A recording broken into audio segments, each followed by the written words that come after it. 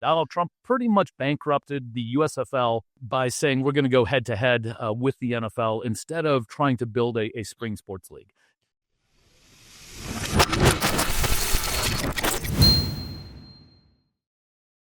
Welcome, everybody. This is Buck Joffrey with the Wealth Formula Podcast. Happy Thanksgiving week.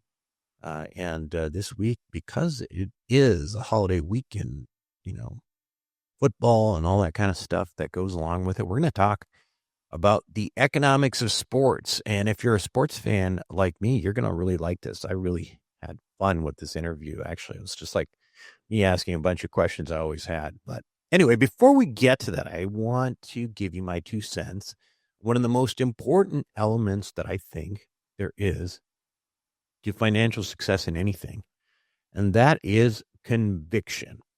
And I bring this up to you in part because Bitcoin sold off, at least the time I'm recording this, from a high of 126,000, and then it plunged actually below 90,000. And then, of course, there were other cryptos that lost 50 to 90% of their value in the same time.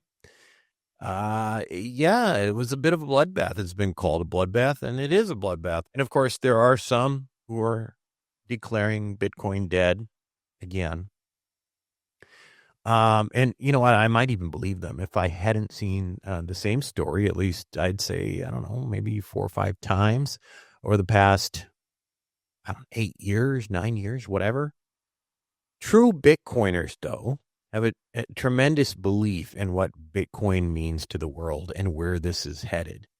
And some of them, well before I ever got in, right? I mean, that's serious conviction because, the people who were buying, back in 2012, 13, I mean, this was completely out of nowhere, had no one's support, nothing. In fact, in 2010, if you bought Bitcoin back then, simply refused to sell up until now, say about $1,000 of Bitcoin, you'd be sitting on hundreds of millions of dollars of Bitcoin, right? That's the reward for true conviction. And those people frankly deserve it because can you imagine if you just bought $1,000 of something and it was already up to $1 million, it was already up to 10 million and all the way up to 20 million, you still didn't sell? I mean, I don't know if I could do that. I don't think I could. I mean, at some point I would be like, take the money and run, right? It's a funny thing though. The irony of this Bitcoin cycle that we have right now is that many of those individuals with, super high conviction, the ones that were in way before any of us and before me, well, a lot of them are actually cashing out sort of the fruit of their patience, right? Almost every day right now, you're seeing another wallet that's been dormant since like 2011. And all of a sudden it sells. It's something that has done nothing but just sit there in storage, selling off $1 billion into the market. Probably, started out as like 10 grand, right? And where's that money going? It's going to the hands of Wall Street. It's going to the hands of governments. That's actually the ironic part here. That's why prices are tumbling, because I think people are saying, well, gosh, we're at 100 grand. I'm sitting on hundreds of millions of dollars. I'm sitting on $1 billion. I think it's time to get out, right? But don't be fooled, in my opinion, to think that these buyers are, they're the dumb people holding the bag. I mean, the people holding the bag is Wall Street, right? They're governments and reserves and big treasury companies. The story doesn't end here. And the other thing is that Bitcoin story is not a one-off in history at all, right? In fact, Bitcoin gets a lot of attention, but you even look at something like Amazon, right? December 1999, Amazon stock trading at $106. Then the dot-com crash comes, and guess what? It fell down to $5.97. That's a Bitcoin-like crash, right? And every talking head had a eulogy written for the company. And if you were crazy enough to hold through that storm, your conviction paid off spectacularly. If you had $10,000 invested in Amazon in 2001, it's worth over $20 million today. So anyway, that's the point I have, though. It's the point is about conviction. And I'm not saying that you should just be dumb, buy something and be dumb about it, but especially on these asymmetric things where you think something could be really big, give yourself a period, right? I mean, the only thing other than Bitcoin that I think I'm really interested in the crypto space is something called Solana. Now, Solana is down like 50% from its highs. And I still think that, when the dust settles, I think this is going to be something that's going to pay off. Now, if I were to watch it day by day, it's demoralizing, right? But I think the point is, if you have some conviction in something, give it some time, say, I'm going to watch this for at least 5 years if I can. If I don't absolutely get into a situation where I need that money, which hopefully you don't, because this is not where that kind of money belongs, right? But give it some time and don't look. There's lots of noise, and then just give it some time and see what happens, right? Now, speaking of giving it some time, a similar story in the sports arena.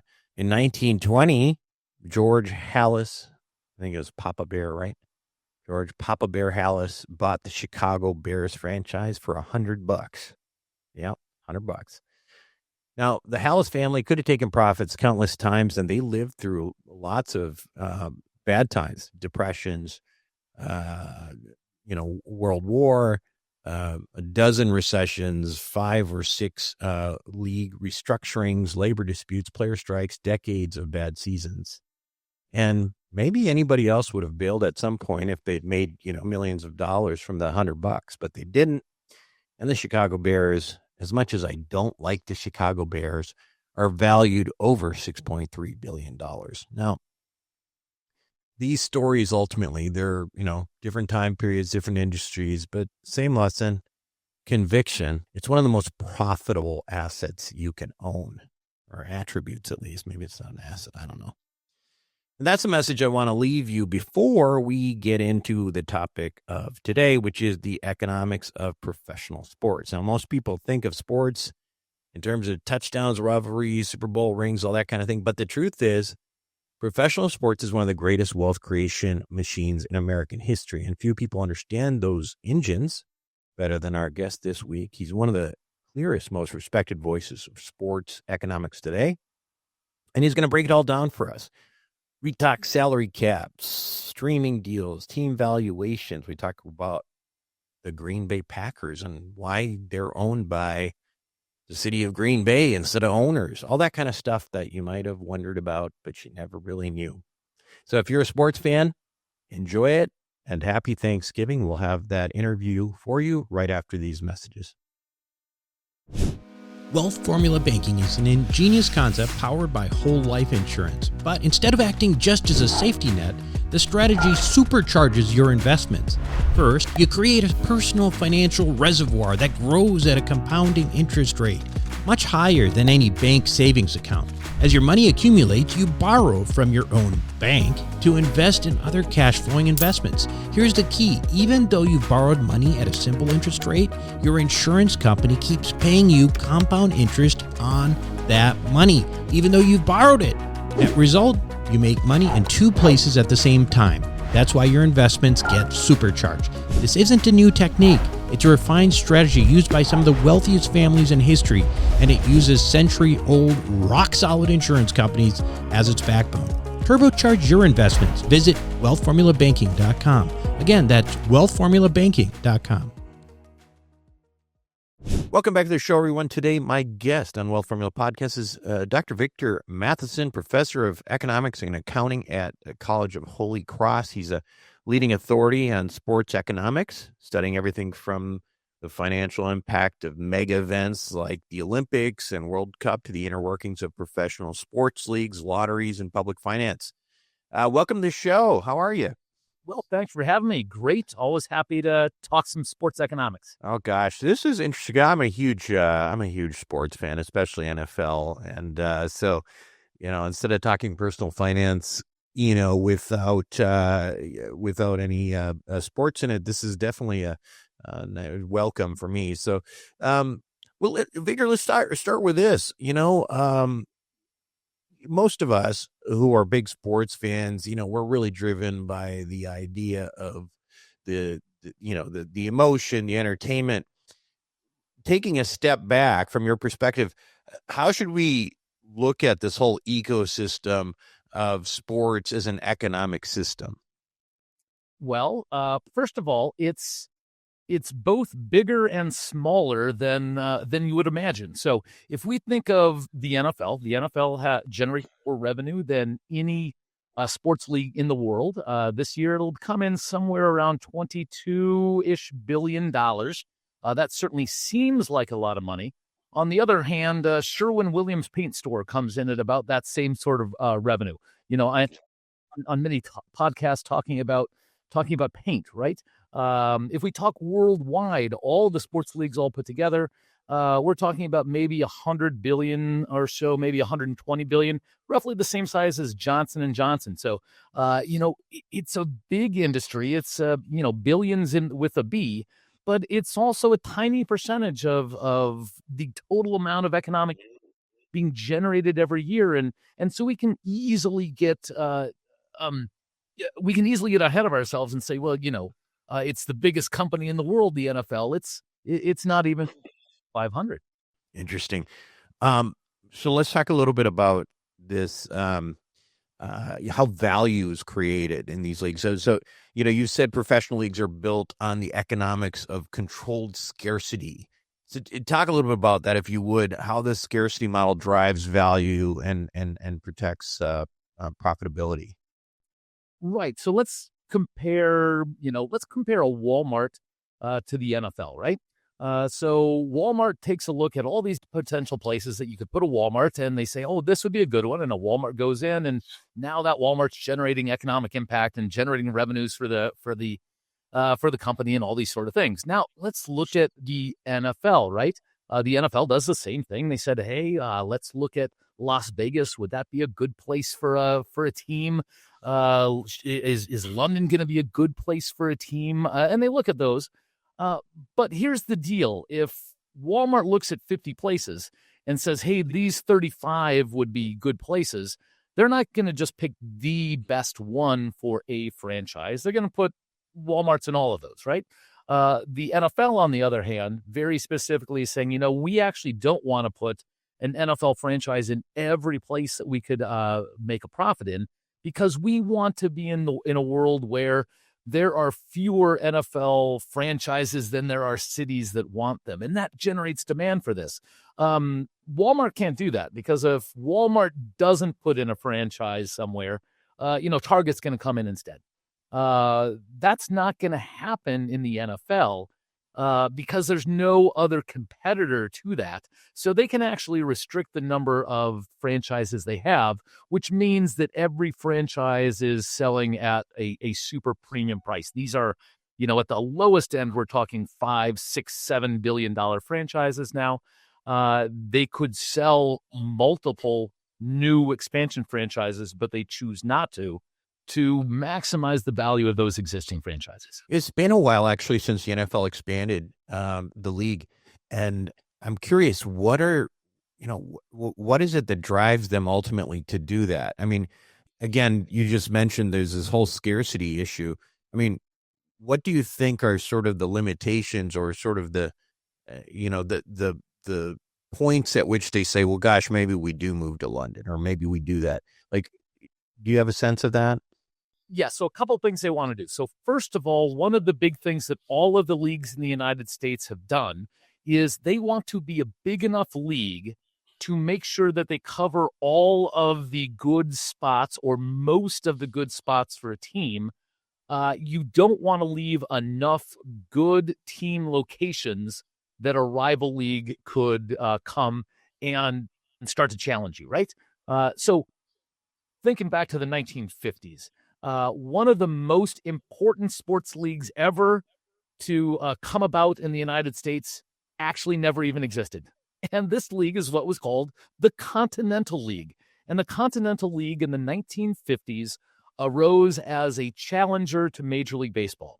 Major League Baseball in the 1950s was exactly the same size as it was in 1901. It was 16 teams, but the United States had grown immensely. And the league had started to move, the Dodgers to LA and the Giants to San Francisco, but you still had huge amounts of the country uncovered by baseball.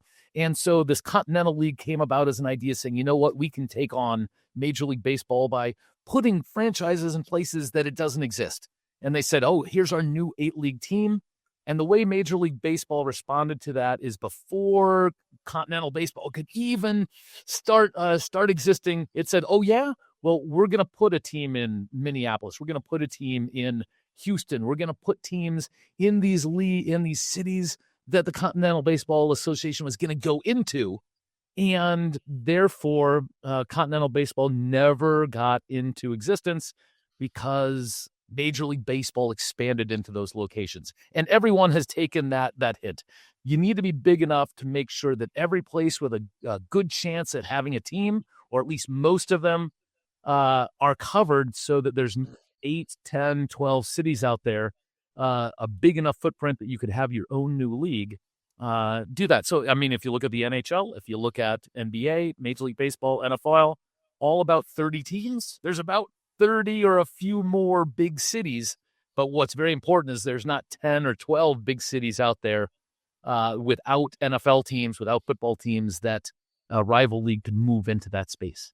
I'm curious when you brought up that Continental League in baseball. It reminds me when I was a kid of the United States football, like the USFL and all. They got all these players. Like I remember Herschel Walker started there, and there was a number of actually guys who ended up in the NFL and being big stars there. So they definitely started out pretty strong. What went wrong for the USFL? It's so funny you say that. The answer is actually one big name. It's actually Donald Trump. Yeah. So what USFL did is they noticed that their niche was the spring, right? We play college football, we play high school football, and we play the NFL in the fall, which means that people out there in the spring, there's no football out there to be had.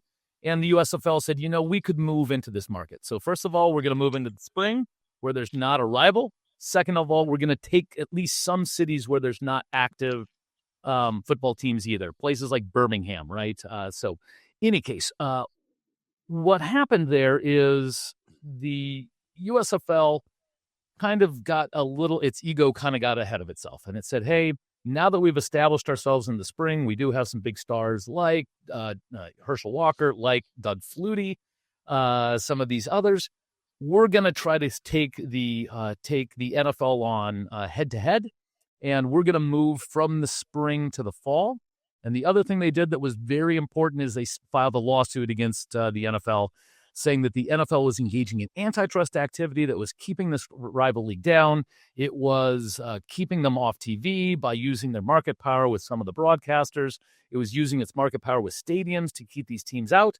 And so they took them to court. And I think the hope was that there would have to be a settlement, and that settlement would result in the USFL merging with the NFL, and the owners of the big teams in the USFL would kind of get a backdoor into the NFL this way.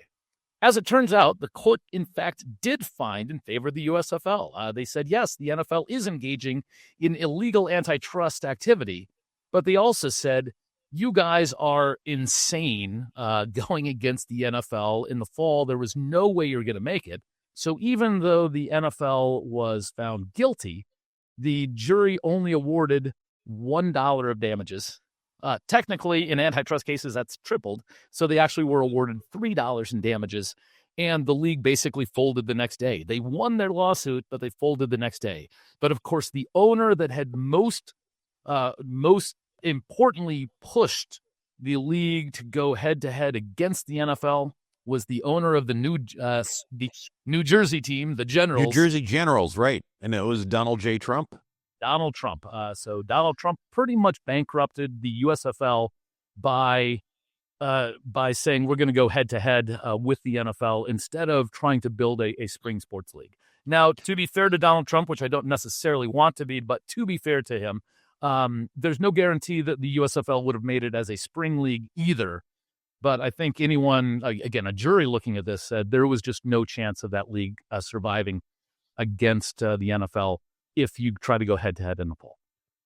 Well, just out of curiosity, when you talk about Trump, I know like he's had an interest in, professional football teams for a long time, where he did at least.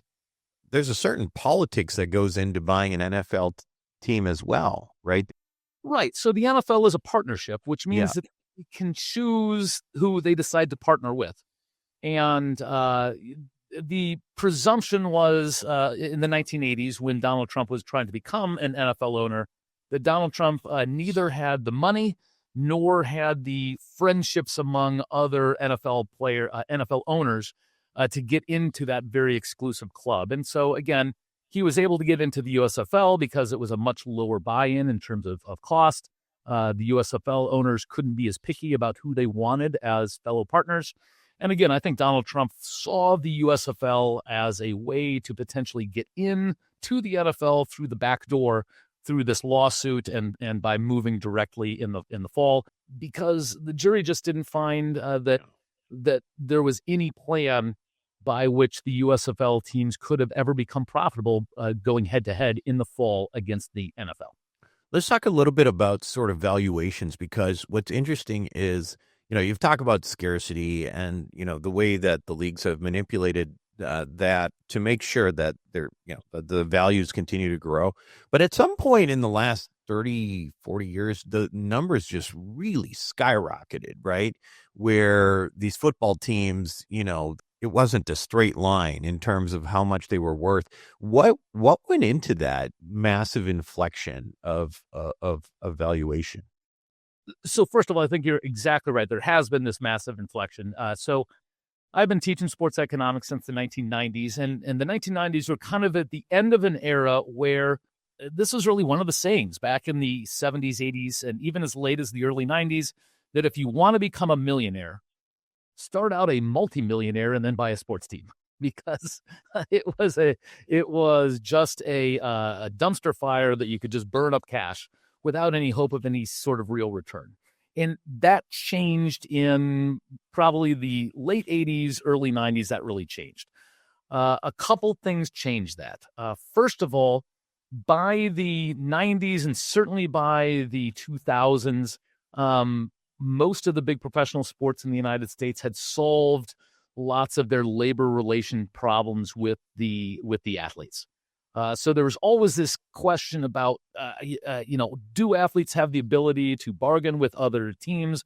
Are they able to get free agency? Are teams going to be constantly fighting and spending every dollar that they can down to the point of bankruptcy to buy that superstar team? And what happened again in the 90s, starting in the 80s through the 90s and the 2000s, is pretty much leagues have agreed to a world where we're going to limit the amount of spending that we're going to do on players so that we're not all bankrupting each other bidding for players.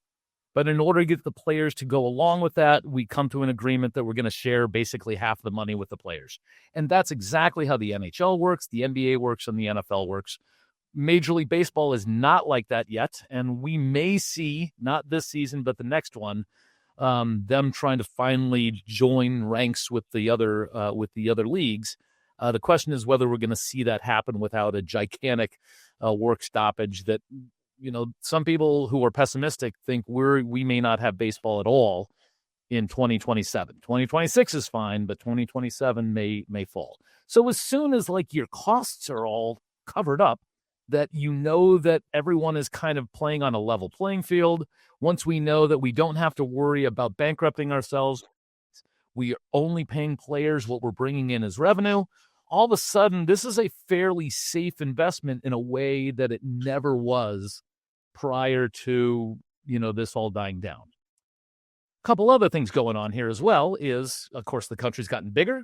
We have gotten bigger, but without adding many additional franchises, which means those tickets are becoming increasingly expensive. We've gotten richer in a skewed fashion. so that of course the rich have gotten richer a lot faster than the poor have. But of course, going to a baseball game, especially with those luxury boxes and things like this, is an activity that is reserved for the wealthy. And as the wealthy have gotten increasingly rich, that means that businesses like Major League Baseball and the NFL that cater to the upper class do disproportionately well. And the last thing, and I'm sure you've talked about this before is on your show. Obviously, you can have investments that are irrational, as long as you think there's someone later that's irrational that you can hand it off to. Right? This is called the greater fool theory. Although I don't think necessarily in this case the owners are fools, but if sports teams are a toy of billionaires, that you say, well, look, I'm a Mark Cuban. I've made billions of dollars. Now I want to spend some of my money on a fun asset. You and I might collect baseball cards. Mark Cuban might collect baseball teams, right? So in a world, you might be willing to overpay because you want to be a sports owner and you want to rub elbows with Kawhi Leonard. You want to rub elbows with Shohei Ohtani. And you may be willing to overpay for that asset. But guess what? 20 years down the way, there's still going to be another billionaire who wants to rub elbows with that next generation of superstars. And so you're fairly sure that the next time when it comes to sell your franchise, there will be another person who's willing to pay a premium for that asset as well. So again, as we've gotten more billionaires, more billionaire wealth, this is something that, has attracted folks like Steve Ballmer to part with big money. And again, as billionaire assets have grown, the ability and the desire to buy these teams has grown as well. I would think a major driver of the value is also coming from the media sources that are changing, right? Where, I remember, again, being a kid, and there was this, there was Monday Night Football, and it was on NBC, and that's how it worked. But now there's like bidding for these things, and you've got Amazon doing Thursday Night Football, which is a little weird. And sometimes you have games on Peacock. What's going on with that? How does it affect the economics? And ultimately, like, where is this headed? Right. So in a league like the NFL, over 60% of all revenues that they generate is media revenue. Right? Because most of us aren't going to games every day, too expensive for us or too time consuming or all sorts of other things. But lots of us tune in on TV. So we're talking about well over $10 billion of annual media contracts with the NFL. And those numbers have been going up, at least in part because you have media companies in a pretty competitive environment bidding against one another for these things. Now, one of the things about, again, things like the NFL or the NBA is it allows broadcasters or other types of TV networks to bring in customers in a way that their regular programming doesn't. And so a company may actually be willing to overpay for the NFL kind of as a way to get people to buy all of your other products. A famous example from early days is Fox, right? So in the old days, there were three big networks. So old days, I'm talking, 1970s. There were the three big networks, right? There was ABC, NBC, and CBS, and they all competed against one another. And then in the 1980s, this rival network came up, and this is Fox, and they wanted to get into all these markets nationwide. Well, how do you make sure that a local station decides to pick up the Fox programming? So, for example, I grew up in Denver, and Denver had an independent channel that played reruns and all sorts of other things, and so they have a broadcast license already. And Fox goes up to them and says, "Hey, would you like to carry our regular programming?" And that channel said, "Well, I don't really think so. We're doing fine showing Gilligan's Island and Love Boat and things like this, and we don't need an entire set of your programming. We're doing just fine as it is." So Fox couldn't get a foothold in that Denver market. So what Fox does is they buy rights to the NFL. All of a sudden, now they go back and say, "Hey, we've got all this Fox programming. We've got The Simpsons, and we've got, I don't know, all these early Fox programming. But They say, but we also have the NFL. You can't turn down the NFL. And then all of a sudden that existing affiliate says, okay, all right, we'll add the whole line of Fox programming because you're right, we can't turn down having the NFL. So what basically happens here is the NFL serves as this kind of must stock item. And, Fox was willing to overpay for the NFL because now they're going to get everyone to be able to buy The Simpsons and everything else they were offering at the same time. And so media rights have gone up much faster. And we see this all over the place, right? How do you get people to buy Amazon Prime? Well, let's say that's the only way you get to watch football on Thursday nights. How do you get people to buy, Apple TV? You offer Major League Soccer games as part of their package, right? And so this is how you kind of legitimize yourself as an actual real, quote, real media company, is by offering some live sports. And that gets people who would not otherwise buy Netflix or Amazon Prime or Apple to actually purchase those because, again, they're offering this secondary item. Then presumably that in turn drives up the value of the NFL. And, they're bringing in a lot more money because they've got not just the three major networks bidding on them, but they've got all sorts of big companies with deep pockets willing to, increase their revenue and that sort of snowballs. Is that fair? No, and that's exactly right. And for as much as I talk about, that billionaire who wants an NFL team or an NBA team as a prestige asset, they're also concerned about having it as an actual functioning asset as well. So I'm willing to pay, a lot more, even if I'm willing to pay a premium. That premium is based on a fundamental value in the first place. And how do you drive that fundamental value? You drive that fundamental value by maximizing the revenue you generate through things like media contracts, and by maximizing and by minimizing your costs, by making sure that your labor costs aren't going to run away with you. Because again, hopefully most of the leagues have solved kind of their long-term labor strife between them and the players. Within each league, there is also some different rules, and specifically, again, being a big NFL fan, I love the fact that the NFL has a salary cap and profit sharing for each team because it makes for a much more competitive league. Basically, for people who don't know what that means, it's essentially each team has a salary cap of how much they can pay players for a given year, but not all of the leagues have that. I don't really follow the other ones. I'm not sure who has it, who doesn't, but I know that like in baseball, I don't think they have that. And it creates a situation where you've got the Dodgers or the Yankees in the World Series, more often than not. And, you're not getting the smaller teams usually. No, so you're exactly right. So the NFL has what's called a salary cap, and it's actually got what's called a hard cap. So they're actually quite serious about this. And there are very few exceptions that can be made to go over this cap.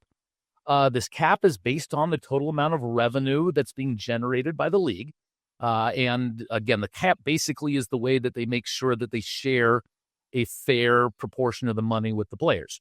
What's also important is they also have a floor. So the cap this year is about $225 million, if I remember right, but the floor is about $200 million. So every team in the league basically is spending the same amount on labor this season, which makes for a very even playing field. And we know that some teams are going to lose and some teams are going to win. And it seems like the Browns and the Jets never win, and it seems like other teams always do. But what's important about that is it's not just because they're in a big city that they have these gigantic revenue advantages and that they can buy a championship. It really is, who is smartest with their money, who's smartest with their coaching, who's lucky with the draft and things like this. And that makes for a very nice thing here. What's also super important is the NFL has a gigantic amount of revenue sharing.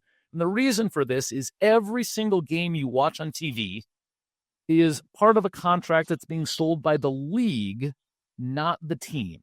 And because of that, the league is generating all this revenue and then is equally distributing that money to each of the individual teams. So a team playing in little tiny Green Bay is generating exactly the same amount of media revenue as the New York Giants or the LA Rams. So that's really nice. Again, gigantic amounts of, even revenue sharing to all the participants. As a matter of fact, of all of the businesses in the United States, the NFL is probably the single most socialist company in the United States. So this great American pastime is wildly socialist when it comes to how they distribute their income. So what incentivizes a team to be better and to win then from the ownership standpoint if there's revenue sharing? Is it just at the other sources of income that come, like advertising, things like that? I'm just curious, like if there's so much revenue sharing, what is it that drives a team to, try to be better from the ownership standpoint? Well, so first of all, is that being bad doesn't help you, right? This isn't Major League Baseball. So we're going to go the other extreme, at least for a U.S. sport, is Major League Baseball. No salary cap there at all. So you can pay players as much as you want, although there is what's called a luxury tax. So as your salary, your total payroll gets too big, you start getting paying penalties to the league, which is then redistributed to the poor teams in the league. That being said, you can spend as much as you want. So you have the Dodgers. They spent somewhere, by some accounts, somewhere around $400 million this year on talent, including, gigantic contracts to folks like Shohei Ohtani, right?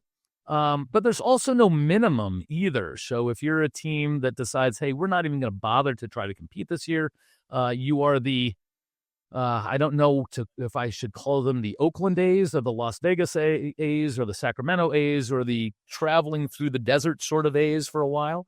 But this is a team that made a decision not to compete and had a tiny payroll. Other teams have decided to do this. In the NFL, you could decide that you didn't want to win, but it wouldn't save you any money because, again, not only is there a salary cap, there's a salary floor. So if I have to pay $225 million each year anyway, I might as well try to win with that $225 million because I don't have a choice to just collect my paycheck and hire, the Minnesota Gophers for $20 million for my team this year because that's not an option. Right. One of the things I wanted to just kind of drill down a little bit on is the model of the Green Bay Packers. As you mentioned, it's a tiny little town, northern Wisconsin, not much going on there. I've been there myself for a game. It is unique in that it is owned not by billionaires, but it's owned essentially by the fans. How does that work? And I guess the question is like, why aren't other teams modeled that way? So other teams are not modeled that way because the NFL does not want other teams to be modeled that way, nor do any of the other major leagues out there. It's not good for the NFL for a couple reasons. First of all, they have to open their books if it's a public company, and they don't like to open their books. You also don't have a face for that league in a way that a person couldn't be in there pouring extra money in as a kind of an angel investor. On top of that, you can't threaten to relocate to another city unless you get taxpayer subsidized, stadiums and things, because it's a publicly owned team, and we know that those public owners will not ever decide to move that team out. How did they get that status in the first place? That's an interesting story, and it's a story that's not unique to the Packers, but it is fairly unique to the United States. So in the rest of the world, this type of ownership model actually is fairly common. Teams that your listeners would have heard of, like Barcelona, like Real Madrid, these are club-owned teams. There is not an owner there. They are owned by the fans themselves, and they're in the business of trying to stay in business every year while winning as many games as possible. They're not trying to win trophies for a Steinbrenner or a Mark Cuban. They're trying to win trophies for that fan base that literally, again, the season ticket holders are those owners. The NFL itself, was a very hard scrabble league for a long time. It started in 1920, and between 1920 and 1935, roughly 55 teams played at least one season in the NFL. And of those 55 teams, basically all but about 6 of them had gone out of business or relocated at some point in here.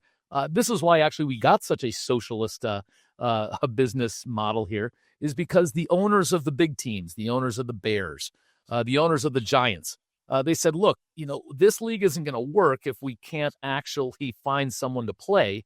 And yeah, we're making money here, but we're not going to continue making money if we can't find other teams that are going to work in this league.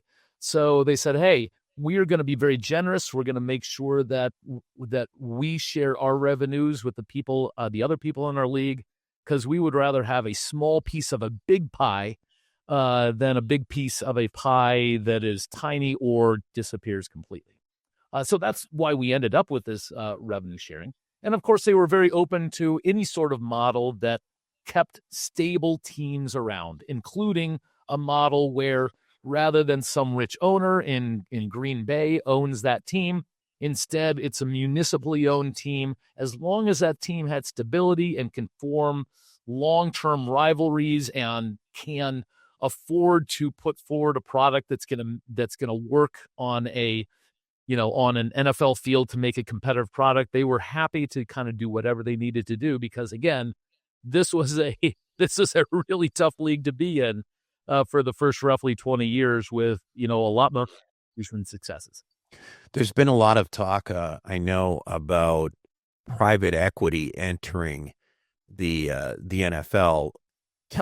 Give us a little bit of an understanding of that. I mean, obviously, I kind of think of these owners and these buying groups as private equity already. So what's the big deal is the point?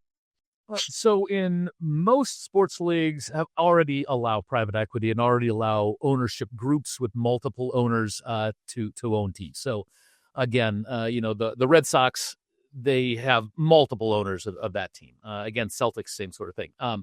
But in the NFL, we have required basically one owner, right? So this is a person that owns the team and is the face of the team and is this controlling majority owner. They're going to explicitly allow external people unrelated to the ownership group to own pieces of NFL teams here. And I think the real issue here has to do with there are some franchises in the NFL where the owners are asset rich but cash poor. I'm thinking actually, for example, the Bears. So the Bears are still owned by the same group who bought the Bears back in 1920-ish, right? So this, the same family, the Hallases, have owned this team for 100 years. By this point, little pieces of the team have been handed down to all the cousins and the grandkids and the great-grandkids and this sort of folks. So I think in total there's something like 86 different owners of the Bears now, but they're all part of that original ownership group that everyone has inherited a little share here. Now, mind you, 1/86th of the Bears is like $100 million. The Bears are probably an $8 billion franchise. And so that's $100 million of assets that each one of these grandkids has just because, their grandfather made a smart investment 100 years ago. But it doesn't mean that they can live the lifestyle of a person with $100 million, because they're not allowed to sell their share to anyone because private equity was never allowed. And the amount of money that team is actually generating in terms of annual operating profits isn't super high. So you've got a world where you're wildly rich, but you can't really do a lot with those riches. So, this is a team that would be prime for the idea of, well, let's sell off 20% of this. 20% of the team is going to be maybe a couple $2 billion. And then we'll just share that basically as a big Christmas present to each one of these kids here. And again, the thing here is that's $2 billion in cash that each of these small minority owners gets, rather than, an asset that they can't actually use, to buy a yacht in Monaco. Right. And so that's giving these kids or these minority owners an option to basically, get liquidity for their ownership. And that's the big difference, right? And of course, the other thing is there are lots of wildly rich people who would like to be an owner of a team in a way that you could do that 20 or 30 years ago by being just a multimillionaire or a multimillionaire. That was enough. But you can be a billionaire nowadays and not have nearly what it needs to become an owner in one of these big groups. So, if we think about A-Rod, right? A-Rod bought the Timberwolves in the NBA, but he couldn't do it alone, despite the fact that he was, for 10 years, the highest paid athlete in the world. Signed the single biggest contract in the history of professional sports when he did so. And even a guy with that sort of money doesn't have enough money to buy a sports franchise. So I think the NFL is, looking down the road to a world where someone wants to sell, but there's not that many folks with $10 billion out there. And so the idea that we were going to keep a world where there's going to be one single owner forever, that's a pretty small pool of people in a world where you're thinking about selling franchises at $10 billion. But if we allow these to be sold private equity-wise, then people can live their dream of being a sports owner, for a mere couple $1 billion. And, of course, that increases the pool of potential people by a lot. You mentioned during just a minute ago in passing that these teams don't actually necessarily throw off a lot of cash. They're not super profitable. It's not like a bunch of money's being distributed to owners. Can you talk a little bit about that? I didn't know that, actually. Sure. So a bunch of these teams, in fact, in terms of operating revenue, don't actually generate gigantic amounts of money every year. Again, take an NFL team. So an NFL team is going to generate, somewhere around $500 million, maybe $600 or $700 million a year, but you're already committing about $250 million of that to the players. So half of that revenue coming in automatically is going to the players. If you built yourself a new stadium anytime recently, obviously you could have big payments on that. There's other operating expenses associated with that. In a world where you're not the NFL, but you're a world like Major League Baseball, where you have much more variability in your player costs year to year and more variability in your revenue, you could easily end up with years where you've got negative cash flow or at least negative profits, and that means that you need to be able to weather that. And so, of course, that's one of the reasons, for example, why the NFL, wouldn't just take anyone as an owner. You need to be for sure rich enough to weather both the ups and the downs. Again, if you borrowed any money to purchase the team, that's obviously a big interest payment there as well. So you could easily have teams, again, depending how the owner purchased that are not kicking out gigantic amounts of cash on a year-to-year basis. One of the things that I've been hearing about, I don't really know how this would work, is private equity moving into potentially like college sports. So we've seen some changes in, for example, in college football, where now these players can legally get paid. So it's starting to look more and more like a professional league. So how would that work if you've got private money essentially buying the sports teams of an individual university? Or maybe that's not exactly what's happening, but that's kind of the impression I got. So first of all, that is exactly what could be happening and what people are talking about. I am deeply skeptical that this is a good idea for the institutions involved. So basically, it works exactly like any other sort of sports franchise, right? Basically, you would have an owner. Let's call him Mark Cuban, although he's not.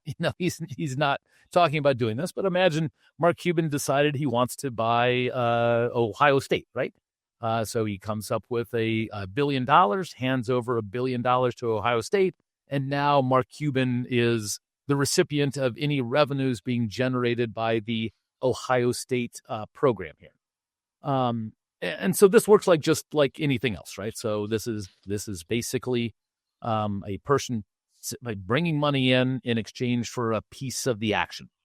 The reason I'm highly skeptical about this, because remember, the name of your university is very, very strongly tied with the name of your athletic program, right? So The Ohio State University is the name of both the educational program as well as the sports teams, right? And so one of the reasons that schools have sports teams in the first place is as a method of advertising for their other things, right? So they use spectator sports to bring in the students, to bring in actually, public taxpayer money, all sorts of things.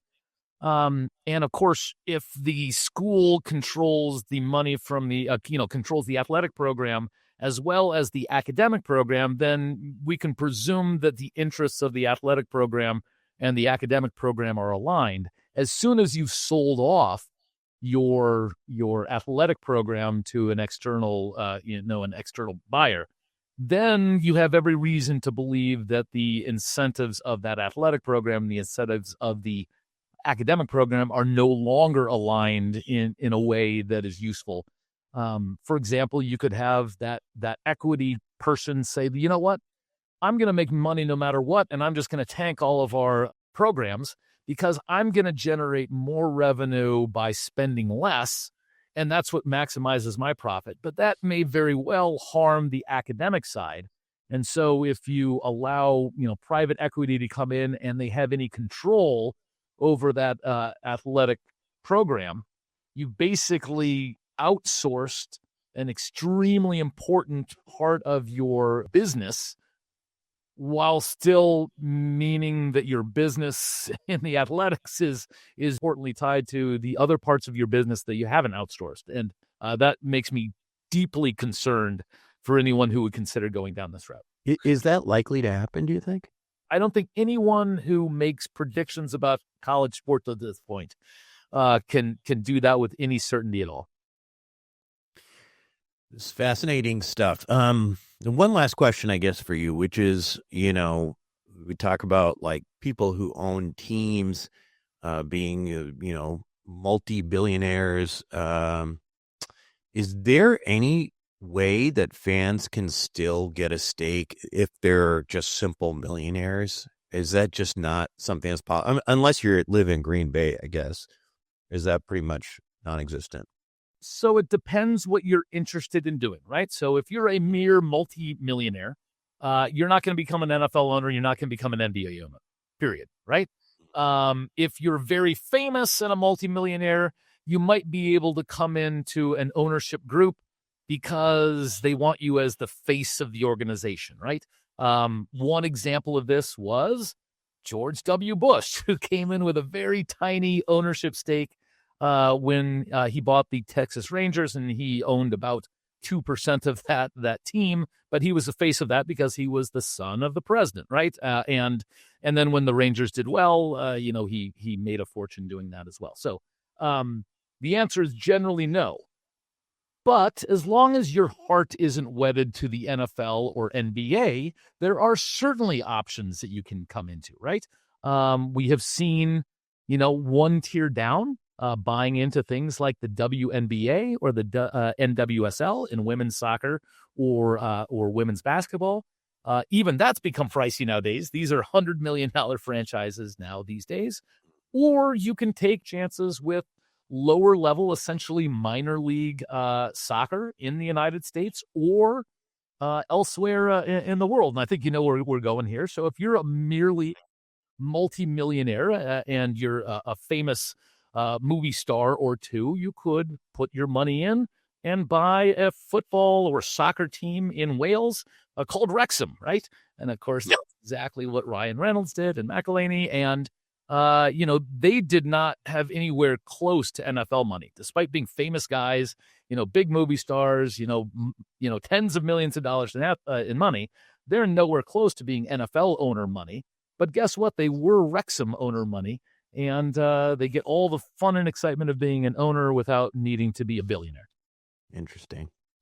Well, listen, I appreciate all your time, and it's fun for me personally as a sports fan to see how this stuff works. Do you have a site where you write? Are people curious about this stuff, or how can they learn more? Well, so how people can learn more is there is some fun sports economics stuff out there. The classic book in sports economics is, of course, Moneyball by Michael Lewis, who, of course, is a great writer about all things financial and people who are interested in general interest books about, all sorts of things related to the tech boom to obviously the financial crisis of the 2000s to his early days in junk bonds in the 1980s. Michael Lewis is one of the great writers out there. Other fun books by colleagues of mine, Soccernomics by Stefan Szymanski is a fun one. You can catch up with some other podcasts that follow these sort of things, including Freakonomics has often things on sports that are fun as well. Unfortunately, if you want to, hear from me, it's all textbook stuff, and then I'll have to give you a grade. And so probably with that. But again, it's a great time to be a fan of sports and of economics because there's just so much good stuff out there. Thanks so much for being on the program today. Again, my pleasure. You make a lot of money, but are still worried about retirement. Maybe you didn't start earning until your 30s, and now you're trying to catch up. Meanwhile, you've got a mortgage, private school to pay for, and you feel like you're getting further and further behind. Now, good news, if you need to catch up on retirement, check out a program put out by some of the oldest and most prestigious life insurance companies in the world. It's called Wealth Accelerator, and it can help you amplify your returns quickly, protect your money from creditors, and provide financial protection to your family if something happens to you. The concepts here are used by some of the wealthiest families in the world, and there's no reason why they can't be used by you. Check it out for yourself by going to wealthformulabanking.com.